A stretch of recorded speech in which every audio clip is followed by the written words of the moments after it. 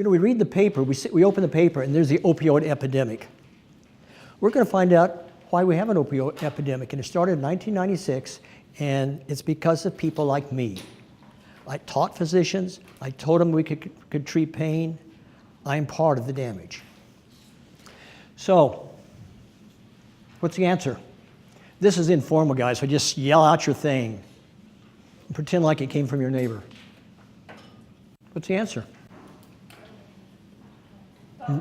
Both. What's the answer? Wrong.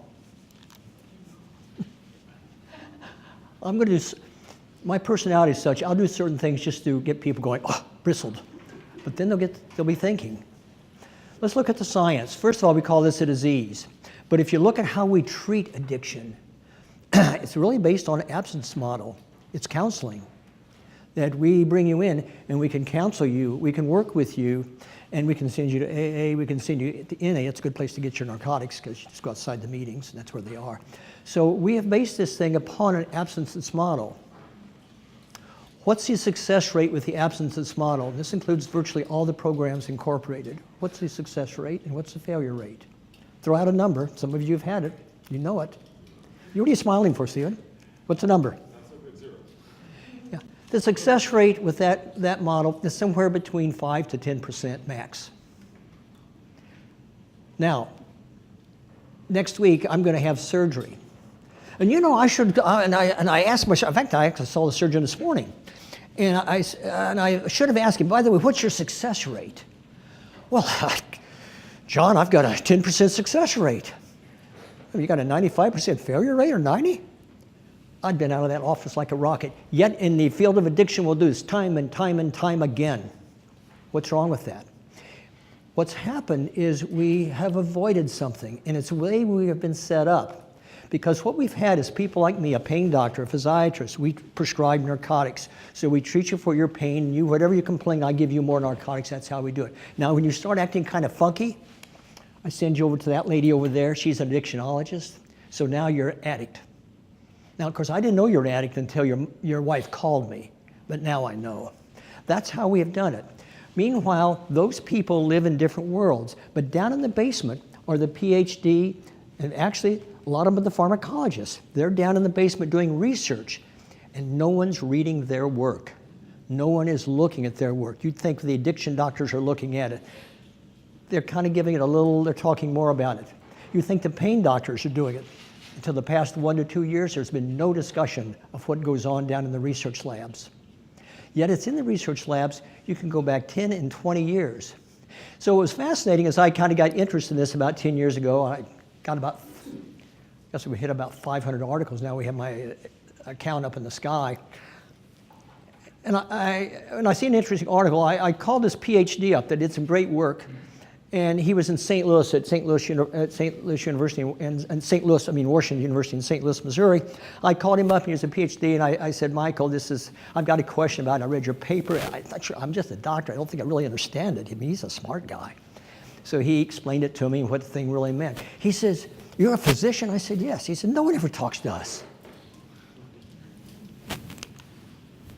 This is what a brain looks like. This is normal brain. What we're seeing here, well, the purple stuff in the middle, the purple stuff is no dopamine uptake. So what you've done, you've tagged this, and this is a PET scan, and what we've looked at is what part of the brain has dopamine uptake and what part doesn't. The part that doesn't is the center core, and you'll see these islets around, kind of like around there, about 4 of them, and that's low dopamine uptake. That's a normal brain. That's what you should like in the mesolimbic area, okay?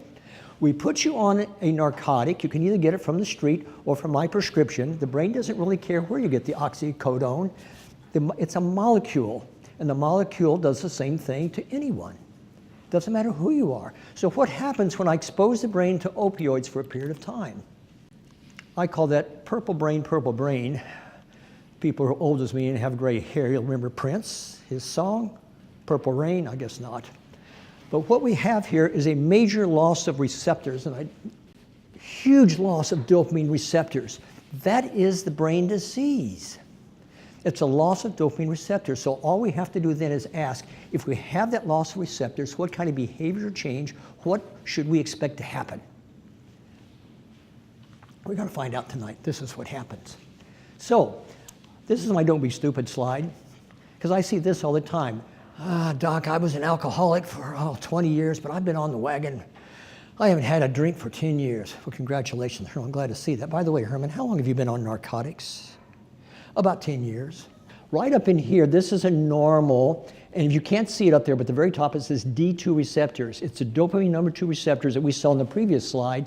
This is looking at a different section of the brain that alcohol affects. What we have here is normal brain, loss of dopamine receptors. Same thing. You got off one horse, you got another horse. That's all it is. So that's when we talk about a brain disease. This is what we're talking about. It's not a philosophical thing. It's nothing that you were brought up in a bad neighborhood. It's there. And they get the same response, give me more, give me more. Now, this is one of Nora Volkov's slides. I stole it from her. But essentially what we have over here in this first column are the normal brains. And what you're looking at is this red inside. That's normal dopamine uptake. And you can clearly see you get a loss of it. But what happens is cocaine, meth, alcohol, heroin, and smoking, which does it at a small amount, they all do the very same thing. And what they have done is this. Now, this is where the pharmacologists are sitting here thinking, how do you know this stuff? This is old stuff, but it's really the important thing. Here is a normal situation. We got a release of dopamine, nucleus accumbens, comes down here, it's going to hit these dopamine receptors. Now, we're going to give them any of these things, and we flood the area with dopamine. The brain being plastic and saying to itself, that's too much dopamine. I'm not genetically set to do that. I know. I can't stop the amount of dopamine because I keep taking the pill. I know what I do. I'll reduce the number of receptors. And that's how you end up with purple brain. It's a reduction of receptors. It's a normal adaptation of the brain to the flood of the dopamine that has occurred. Now, we're going to be talking about Suboxone tonight. So I wanted to show you this slide, and we'll look it up later through a different pair of glasses. This is a normal brain, buprenorphine 0. But as you can see, when you get to about 16 milligrams of buprenorphine of Suboxone, you've pretty well taken care of the vast majority of the receptors. It's actually about 90% of the receptors at this level. The difference between the 16 and the 24 milligram is about 4 percentage points. Between the 24 milligram and 32 milligram is about 2 percentage points. So once you get to 16 milligrams of Suboxone, you pretty well own the brain. I saw a patient yesterday, came into me on 24 milligrams, been on 24 for 2 years. Why? What's the reason? So this is kind of what happens, but here's an interesting article. I just ran into this the other day, so I just couldn't help but throw it in because I'm kind of a sort of weird geeky. Because we know it's the nucleus accumbens, we know it's the mesolimbic area, these fancy big long-term names that the surgeons and people know about, like the ventral VTA, the ventral tegmental area, and all the mesolimbic bunch. This one I didn't expect at all. Interesting. Oxycodone may produce axonal damage in rat brains. There's a whole bunch of receptors, things that we're not going to be showing tonight. But this is a diffuse brain injury is what is occurring with the administration of chronic long-term opioids. Cool. Now, we got to have some science. Got to have some boring crap. Here's the boring crap. Opioid receptors. We all remember what they are. Gosh darn, don't we? Mu receptor, that's good stuff. You like mu receptors. That's what we saw the D2 receptors drop out. That's the good stuff. You want mu receptors. Delta, we have no idea what delta does, so we're not going to talk about it tonight because nobody else knows anything about delta. Okay? We got kappa, we got opioid-like receptor, and then we got subtypes of all these. But what's the kappa do? Kappa increases. Remember, we lost the dopamine receptors, those D2 receptors. We knocked them down by administration of opioids. Kappa is like throwing fertilizer and water on flowers. Kappa grows. So think of kappa, opioids increasing kappa production. But if I increase kappa production, and kappa may produce pain or may produce depression, isn't that kind of going the wrong direction? Exactly. That's what happens. So this is the article, but that's Ben Brock. He's the guy that I called down in St. Louis. They call it stress-induced dysphoria and relapse. Many of you perhaps have seen the person that was on opioids for pain management, and they come in and they say, my back pain's a lot worse. I had to take more. When they say that, the next question to ask is, okay, that's important. What else is happening in your life? My girlfriend ran away with my buddy. They stole my pickup and shot my dog. So the man's under stress. And when you're under stress, what happens? I get an increase of kappa activity. If I get an increase in kappa activity, think of kappa as anti-mu. Kappa goes up, mu gets destroyed. So I want more. So stress we kind of looked at as a psychological problem, but it actually produces a change in the brain's chemistry that's fairly predictable. So you're thinking of stress in their life. Why do they take more? They just want to feel normal. They're not getting high on Saturday night. They just want to feel normal. Says it all. That's it. So there are three groups. Those of you who are Suboxone providers are about to be, you're well versed in the first one up there, that's addiction. What have they got there? You're on a high dose, and they've got social behavior that we find not socially acceptable. Now, she happens to be on high dose of opioids. I happen to know it personally, that she's on this. But also, she's got the most erratic behavior. She's homeless. She does everything wrong. Everything in her life is a total mess. She's number one. Okay? We're going to move down the line. This, however, is a pain patient. Now, the pain patient, we're thinking about discharging you from our practice because you've had some stolen prescriptions. You've had it 3 times, if I remember right. And 3 dots make a straight line. We've had that, and we don't want that. So we're thinking about discharging you. Okay? This, however, this elderly fine gentleman with a trace of gray in his hair. Okay? He's on about 200 milligrams of morphine, but he's got a terrible disease called degenerative disc disease. Don't we love that? But he has no aberrant behavior. He's right on time. Everything works fine. What do we do? What number 2 is telling you is I ran out of pills, I lost my pills, I stole my pills were stolen because I knocked off my receptors. I began to feel dysphoric. The amount of prescription you gave me was not enough. Therefore, I took some so I would feel normal. And when I did that, I ran out early. It's logical behavior on that person's part. It's not abnormal behavior. When I see that happening in my clinic, we're thinking Suboxone, Suboxone, Suboxone, and we'll find out why we're thinking that in a moment. The pain patient, this gentleman, has actually no aberrant behavior. He's on, let's see, pick a number. Well, now the top number is 90, but it was 120. We got you down to 120, but they changed the federal rule, so now we got to get you down to 90, but he has no aberrant behavior at all. We're going to have to question how much should he be on.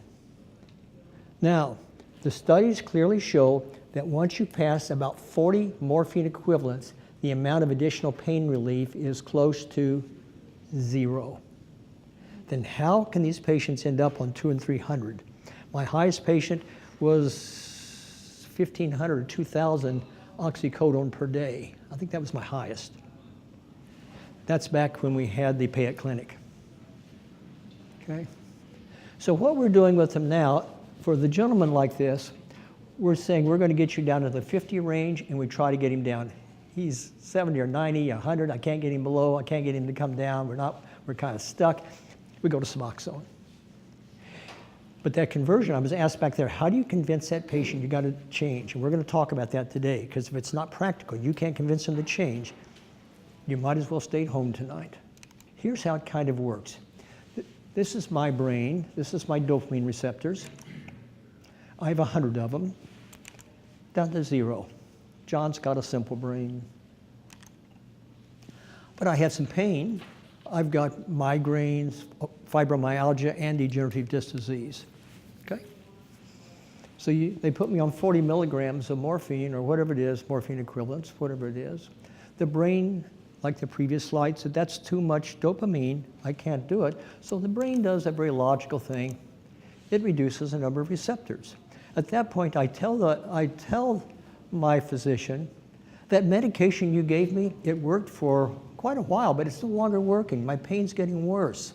And plus, I slipped and fell at work the other day. Oh, let's give you 60 milligrams. Now, the reason I said that is because I lost those receptors.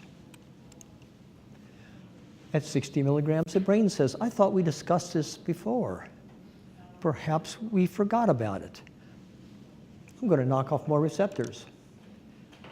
I tell my doctor, those pills are no longer working, doc. Ah, Joe, you're just getting tolerant. You're getting used to it. Tolerance is physiological. It's medical. It's normal. Don't you worry about it. Tolerance is a normal, expected thing. What if we said tolerance was actually a destruction of brain receptors? Then would we call it a normal thing? One of the gentlemen from the military, he calls it, and I love it, TBI. Being a physiatrist, that's traumatic brain injury.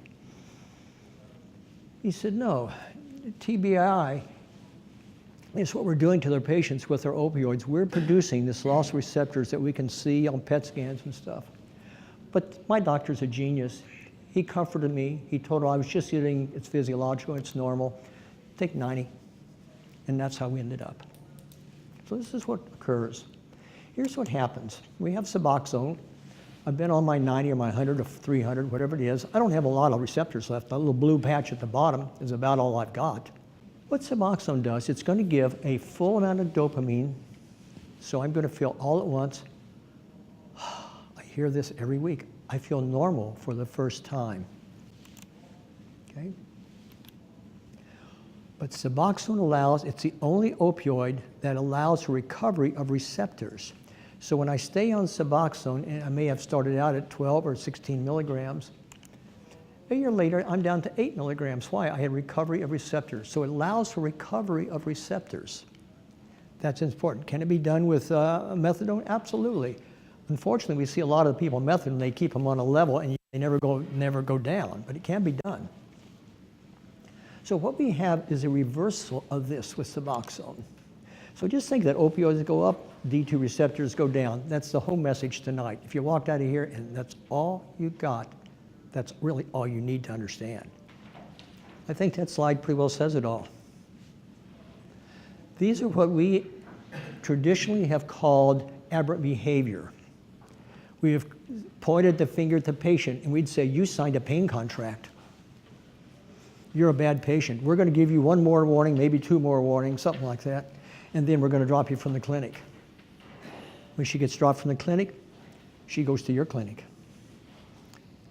She solved her clinic's problems, but have we done anything for the community? No.